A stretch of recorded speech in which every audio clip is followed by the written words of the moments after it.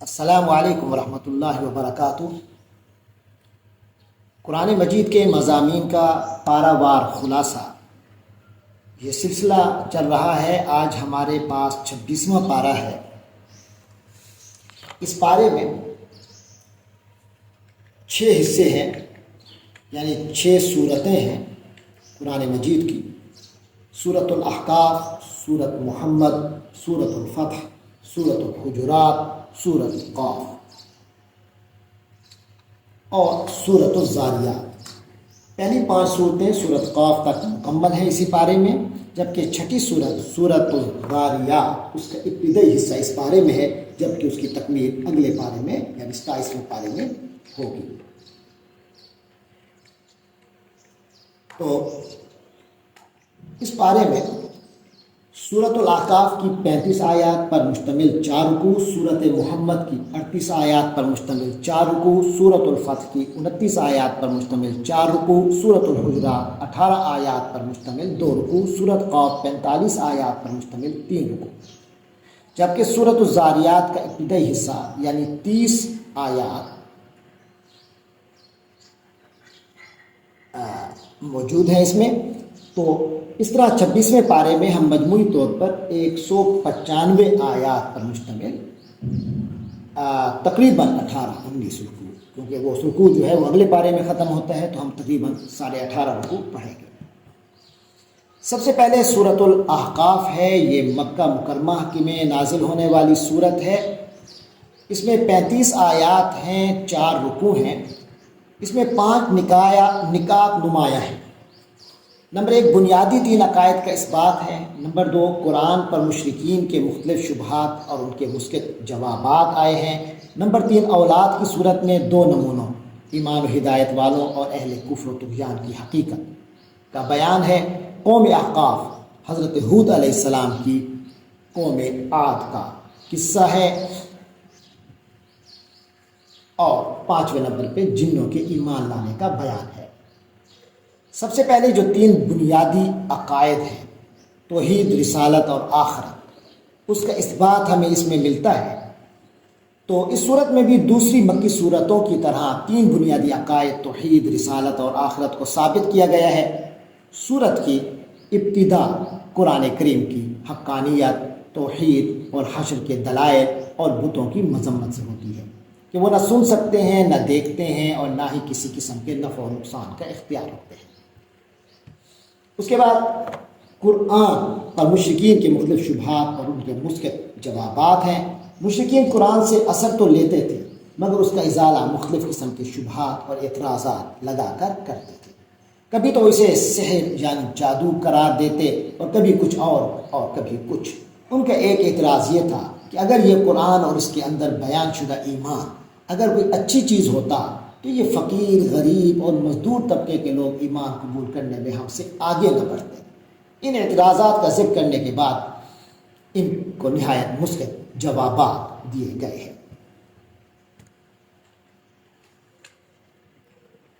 اس کے بعد اولاد کی صورت میں 2 نمونوں کا بیان ہے۔ 2 متضاد نمونے پیش کیے گئے ہیں۔ پہلا نمونہ وہ نیک اور فرمانبردار بیٹے کا ہے جس کا دل نور ایمان سے منور ہے،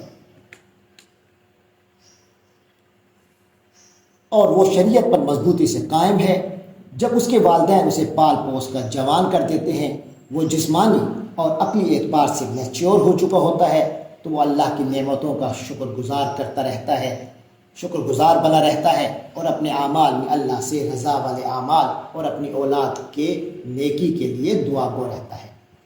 دوسرا نمونہ بد نصیب اور نافرمان بیٹے کا ہے جس کے والدین اسے ایمان قبول کرنے کی دعوت دیتے ہیں، تو وہ جواب میں متکبرانہ رویہ اپناتا ہے، اور اچھی عقائد کی جو والدین کی دعوت ہے ان کو تخمینوں سے ٹالتا رہتا ہے۔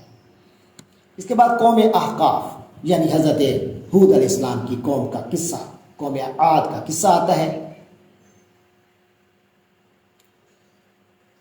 کہ تو 2 متضاد نمونوں کو سامنے لانے کے بعد قوم احقاف کا قصہ ہے کہ انہوں نے حضرت ہود علیہ السلام کی ناقدری کی اور انہیں جھٹلایا، لہٰذا اللہ تعالیٰ کے شدید ترین عذاب کی زد میں آئے۔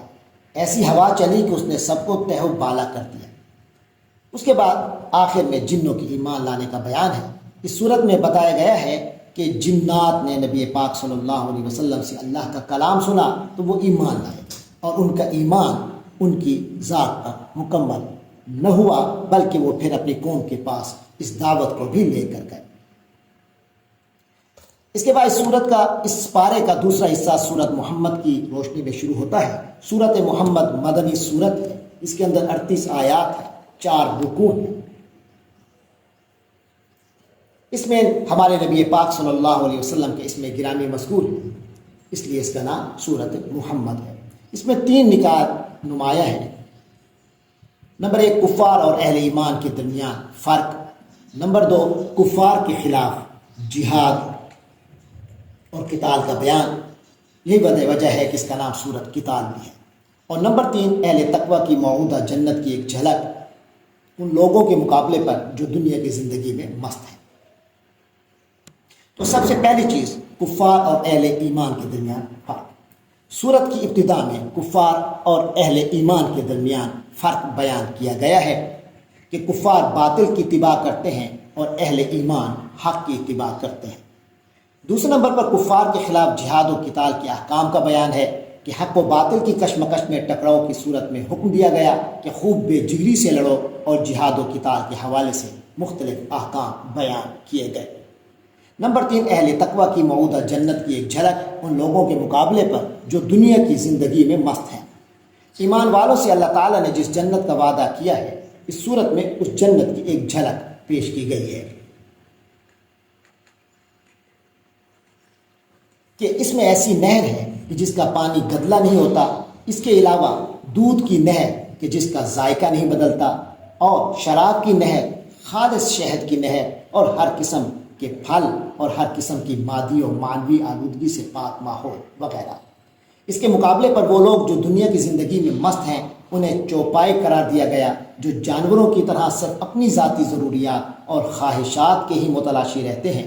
ان کے انجام جہنم ہوگا، اور ان کے لیے پینے کے لیے پانی بھی ہوگا، تو ایسا ابلتا ہوا کہ ان کی آنتوں کو کاٹ ڈالے گا۔ اس کے بعد تیسرا حصہ شروع ہوتا ہے اس پارے کا، سورۃ الفتح۔ سورۃ الفتح جو ہے یہ مدنی سورت ہے، اس میں 29 آیات ہیں، اور اس میں ہم 4 نکایات نمایاں طور پر محسوس کرتے ہیں۔ نمبر 1 فتح مبین کا تذکرہ، نمبر 2 نبی کریم صلی اللہ علیہ وسلم کا مقام اور امت کی ذمہ داری، نمبر 3 نبی کریم صلی اللہ علیہ وسلم کے خواب کا تذکرہ، اور پھر صلح حدیبیہ کے بعض حالات کا بیان، اور نمبر 4 صحابہ کرام رضی اللہ عنہم کی بعض صفات کا بیان۔ تو سب سے پہلے فتح مبین صلح حدیبیہ کا بیان۔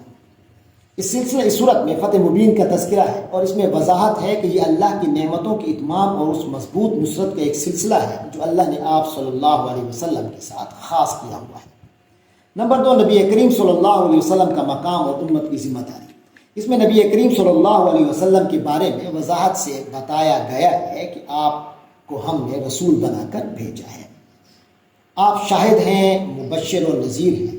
امت کی ذمہ داری ہے کہ وہ اللہ پر اور اس کے رسول پر ایمان لائے، ان کو مکمل سپورٹ فراہم کرے اور ان کی تعظیم کرے، اور اپنے رب کی صبح و شام تسبیح کرے۔ نمبر 3 نبی کریم صلی اللہ علیہ وسلم کے خواب کا تذکرہ، اور پھر صلح حدیبیہ کے بعض احوال کا بیان۔